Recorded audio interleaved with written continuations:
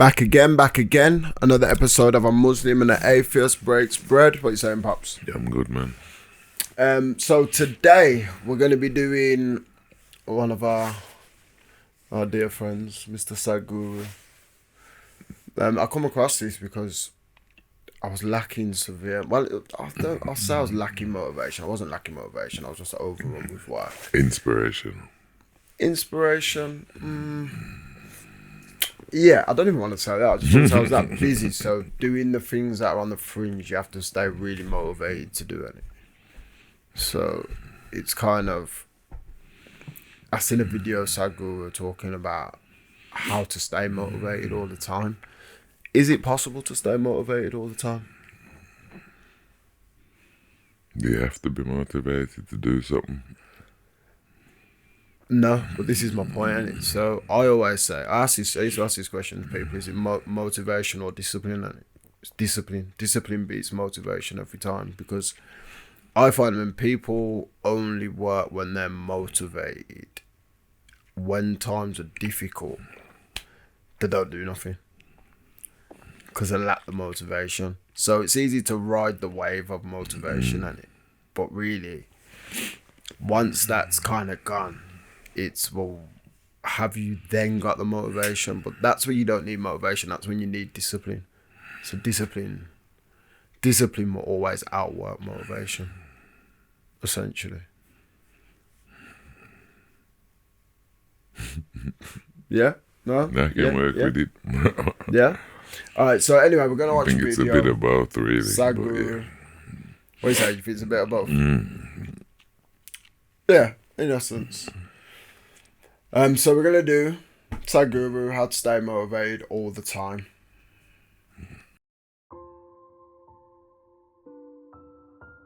When we say human potential, unleashing human potential, it is not about reaching the peak. It is a trajectory. Because what our life is a combination of a certain amount of time and energy. Time is rolling away for all of us at the same pace. If you sit, it rolls away. If you sleep, it rolls away. If you do something, it goes away. If you don't do anything, it goes away. You're happy or miserable, it goes away. Time is running out for all of us. So it's only the energy that you can do. It's funny, because what was you just saying a minute ago to me? It doesn't matter what you do.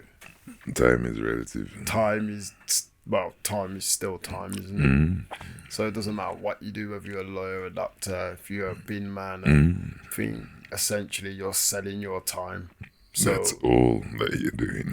yeah, that's all you're doing. So one thing is never more important than the next, because essentially the currency is the same, which is time. No loss of time. Yeah. Different things with. If you bring your energies to a certain level of intensity and possibility, what somebody does in 10 years, you may do it in 1 year. This means if you live here for 100 years, it feels like in people's impact that you've created, it feels like you lived here for 1,000 years, simply because you have managed your life energies in a certain way. So for me, a human being impactful means, how conscious have you become? This is very important. Because if you're in compulsive cycles, then your energy gets wasted in so many things. If you observe people in a day, let's take 24 hours, in that anyway most people by prescription in America they sleep for 8 hours So 8 hours means 1/3 of life is gone. In the remaining 2/3 they have to eat, they have to, shower, bathroom, this, that, all this, another 2-3 hours gone. So literally 50% of life is gone, daily basis, just for basic maintenance of this life. 50% of the time is gone in maintenance, remaining 50% what they have. If you look at every single move that they may make with their body, their thought process, their emotions, you will see a whole lot of it is happening in compulsive cycles. Or in other words, if you are little sensitive to life, you will realize you are the biggest issue in your life. So this is one thing that I'm trying to do with people. that you are never the issue in your life. I'm not the issue. My thought, my emotion, my body is never the issue. My thought, my emotion, my energy and my body are my instruments of function. They are not impediments in my life. But I would say for 90% of the human beings, their own body, then the compulsions of the body, the compulsions of their thought, the compulsions of their emotions are ruling them most of the time. The notion of the difference between pain and suffering I thought was very useful. See, pain is physiological, it's there. If there's no pain, most people would not even know how to protect themselves. See, just because there's no pain in this, see what all you have done to it. Isn't it? See, there's no pain in this, so that's why you took it off. If there's no pain in your nose, maybe you would have taken it off. Because there are many advantages. You will take in about 22% extra oxygen if you just remove this one thing, contraption.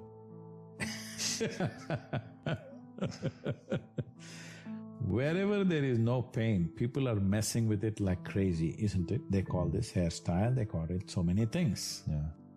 Suppose there was no pain in the entire body in Los Angeles, people would pull out their stomach bag and you think they wouldn't do it? No, they probably would.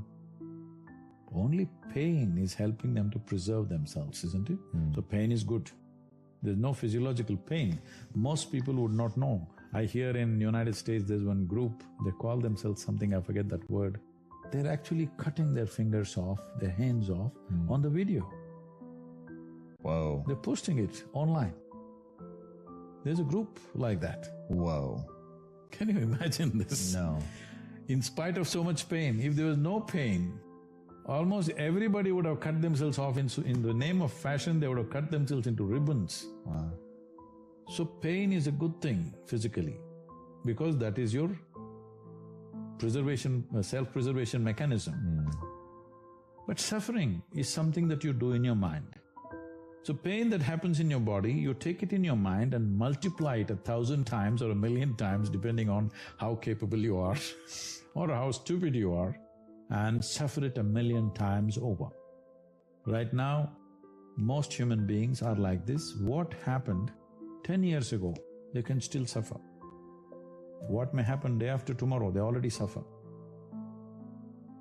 They are not suffering life. They think they are suffering life. They are not suffering life. They are suffering the two most fantastic faculties that human beings alone have. This reminds me of something. Was it Sadhguru who said before about people who not like suffering but tend to enjoy it? And he talks about like their memories and their imaginations. They're scared of their memories and they're scared of their imaginations. So that's why they're always in conflict. Don't know whether to go forward or to go back, or they can't release the pain of what's happened in the past. But do you think pain's a good thing? It is a good thing, obviously. Well, it's a regulator, in it? So Yeah. yes, it's a good thing I use as a regulator, but in other instances, You're maybe like not such a living good thing. Yeah. A vivid sense of memory and a fantastic sense of imagination. The survival process has become easier than ever before. Believe me, in the morning if you need a bucket full of water, if you had to walk a mile to the river to get one bucket of water, and your family needed 25 buckets of water, you would have no time to mess yourself. Now you have a lot of time to mess yourself because our survival is better organized than ever before. Another thing is, most human beings do not know how to manage their biochemistry without physical activity. I've seen a whole lot of people, particularly teenage boys and girls between the ages of 12 and 16, who come to me with some severe, violent problems within themselves. If you leave them like that, they may kill themselves or kill somebody else. They're in that kind of state. Many of them have even killed their parents, it just happened all over the world.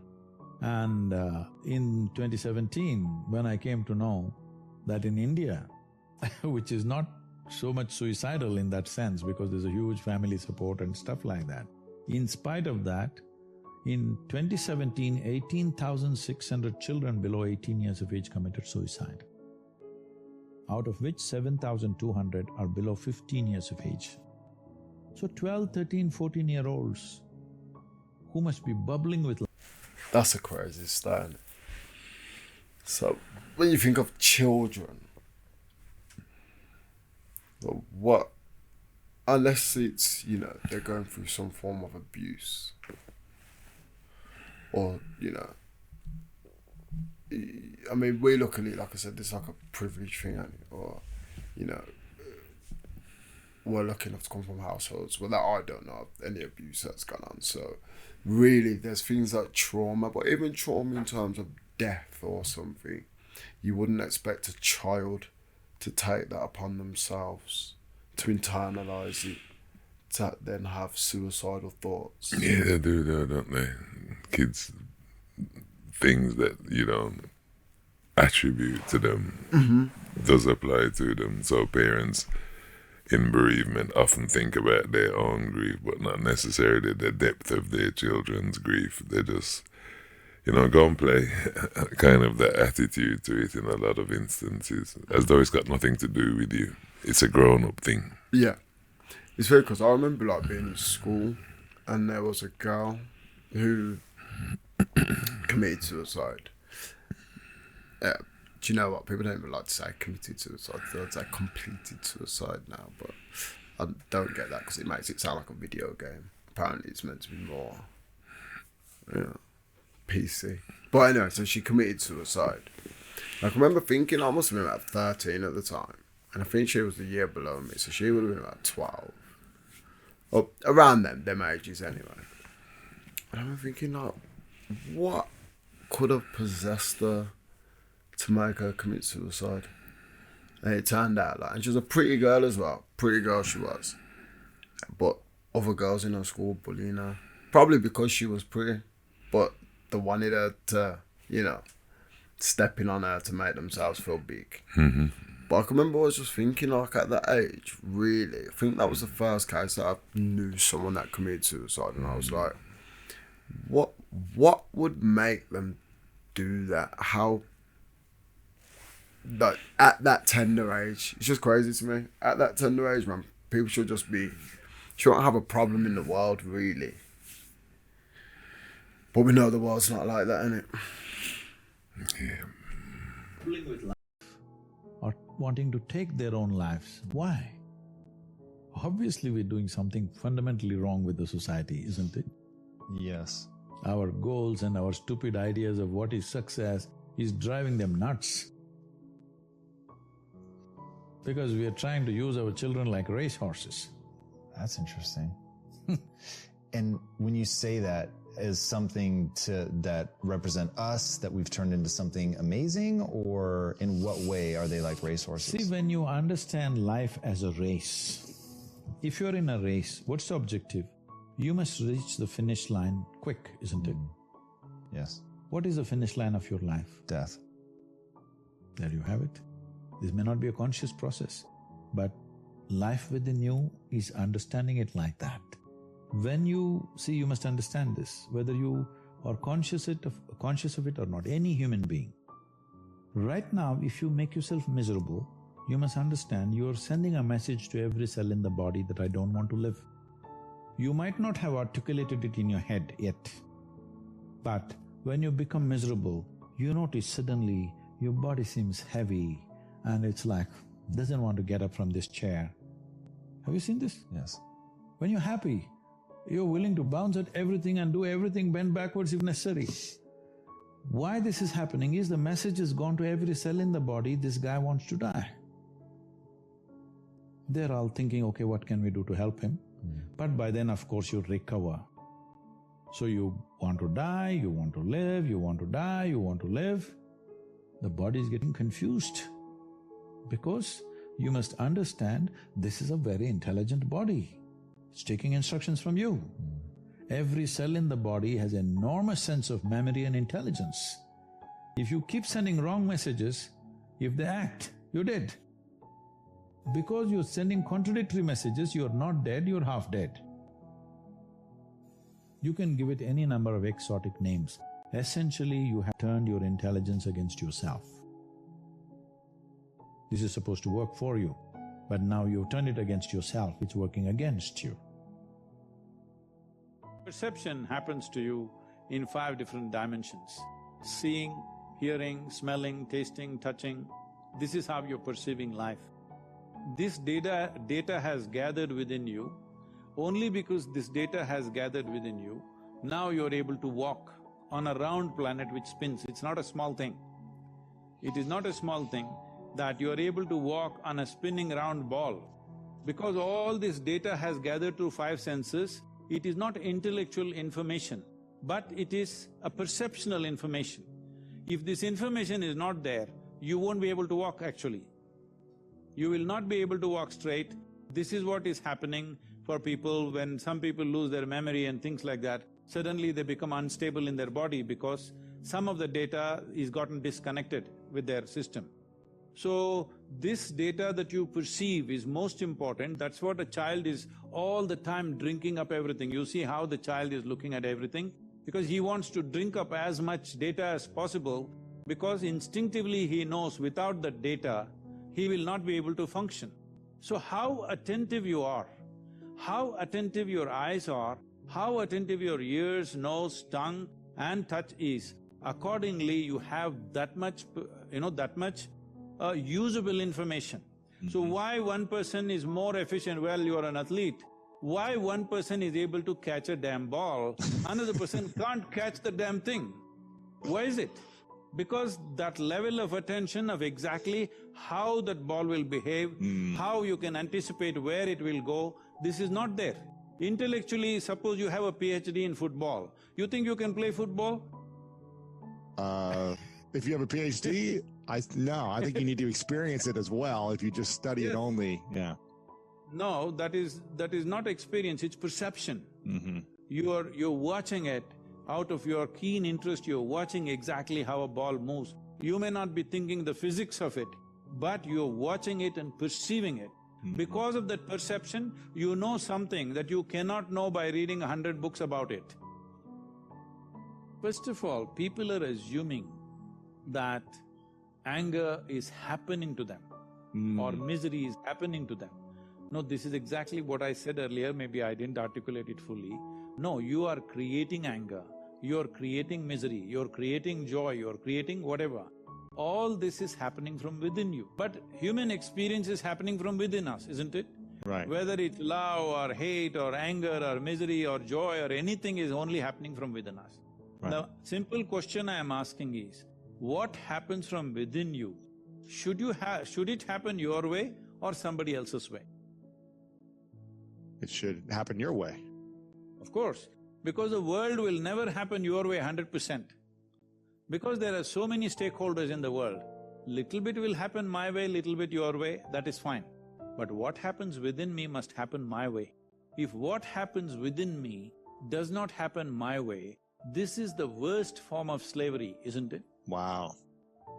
Somebody decides what happens within me. Somebody decides where I should sit. This is slavery, everybody understands this. Now somebody decides whether I am happy or unhappy. Isn't this the worst form of slavery? Yeah. So this is the liberation that humanity needs to work at. This is what inner engineering means. Inner engineering is not some mechanical process, because engineering means this essentially. You will say something is well engineered only if it works the way you want, isn't it? If this one doesn't work the way you want, what the hell are you expecting other things to work the way you want? It's just an accident.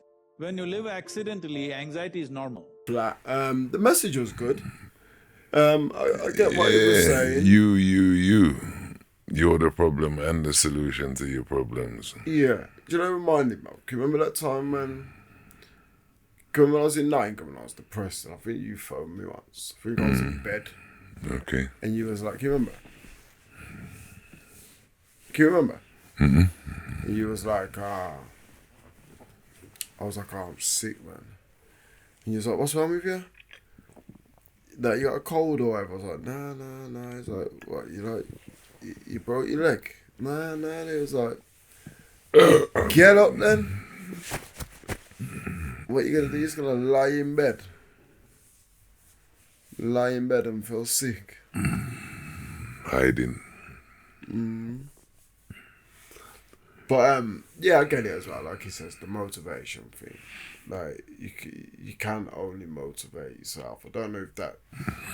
I feel like a lot of the things what he says in there, it's easy to say like yeah, but it's like you don't need to think about those things that haven't happened or have already happened. But there are still real feelings attached to those things, and it's not just like them are things that have happened. They do affect you. What he's saying is have the light switch effect for the smaller things, innit? But how do you determine how you're gonna feel? So I mean, it's relative, man. It's relative. So like, I've got a friend, and everything like we call him like highly strung, because everything affects him. Like things that you just like, yo, just chill, man. Like it's not that deal. And I was trying to tell him, innit? Like I get it's relative, but you need to kind of change the way you think. Like because the amount of time that you're spending worrying about these things, like. There's easy solutions to these problems a lot of the time as well.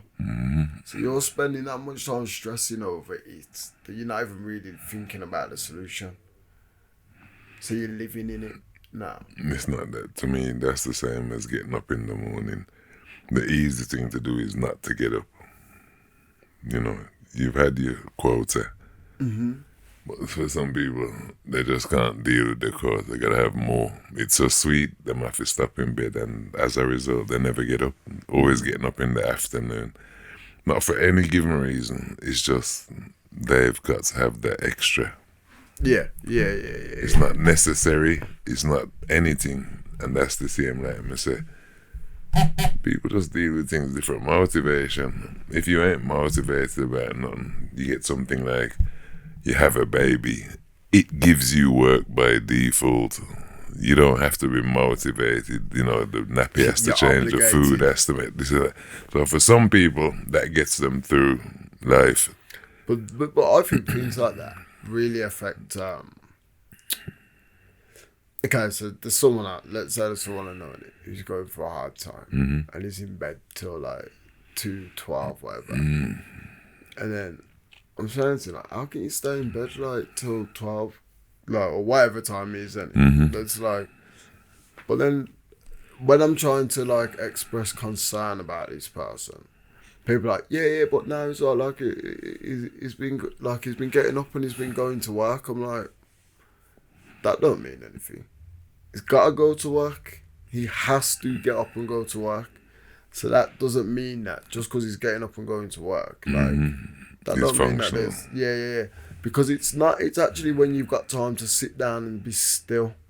What are you doing in them moments? Because ultimately, them are the moments that are going to determine your life. And like, if you just go to work every day and you just go sit in your room for the rest of the time, that's no life. That's no quality of life. For some people, it's enough because when they go home and they see the lease car outside, oh, yeah, I've achieved. They're living in a new built house, yeah, I've achieved. But they haven't motivated. It's just pot luck that things happen to go that way for them. Or they had a good partner who made it possible for them to go that way.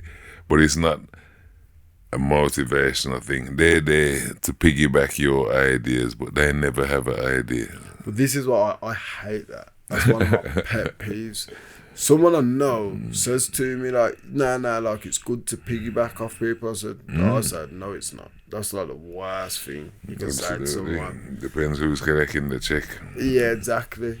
But to me, that shows someone. So you can like act waste like, you know, man, that's what it shows. Yeah, like when you say things like, not I wouldn't say waste man, but I'm just saying like, when you say to people that are piggybacking off other people or waiting for, it's like they said it, like you just said it. Some people in life, someone else will always do the groundwork, and like you say, you can have a partner who's got something, and then by default you've just got something. You can, but there's real no motivation, there's no initiative, there's no like, it's like the difference between being reactive and proactive, and some people are proactive, some people are just reactive, some people just react to what's happening around them. But they're for me people that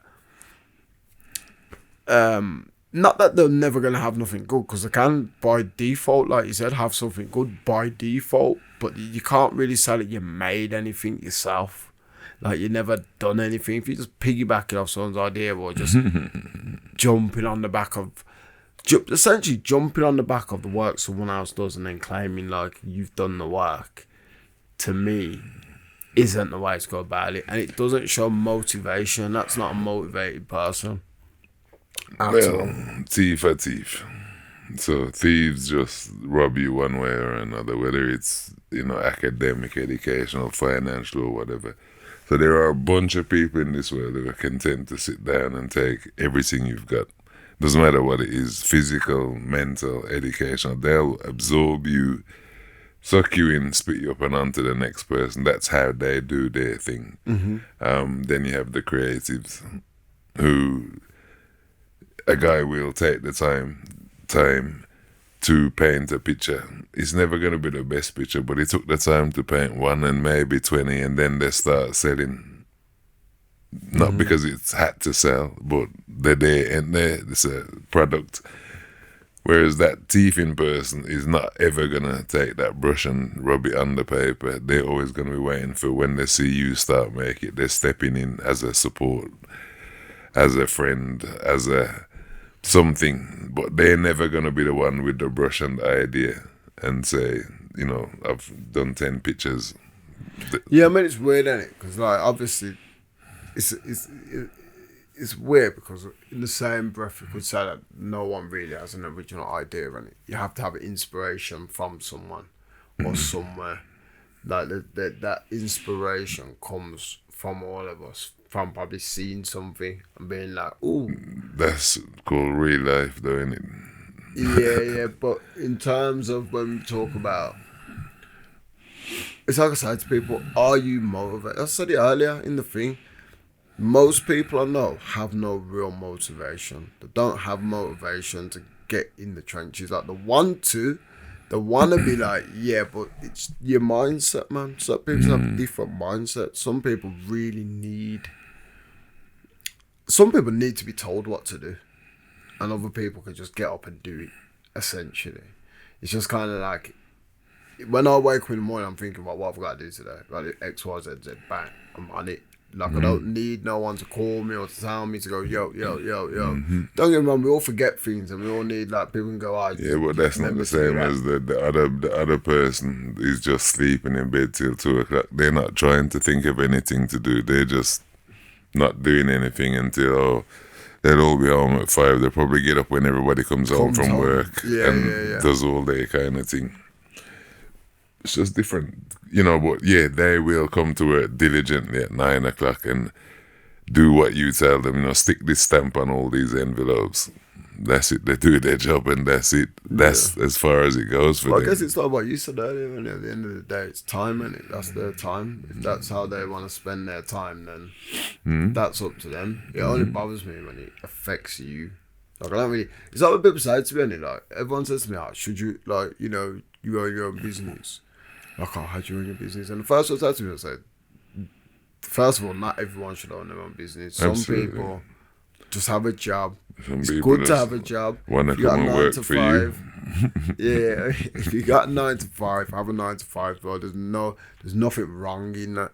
I know plenty of people. It's even like sometimes I think like most of my friends who just left school and got jobs now, they're set. Like, they're fully set. Like, they've done that whole, that went to school, got a job, worked through the job, got their first house, probably on to their 3rd, 4th house, big house, 2 cars. Nice, ain't really got to worry about nothing. That was just their route to take, innit? So that's a good route for a lot of people to take. But then I hear a lot of people say, oh, well, you should start your own business. And I'm like, I personally wouldn't tell anyone to start their own business unless I know that person.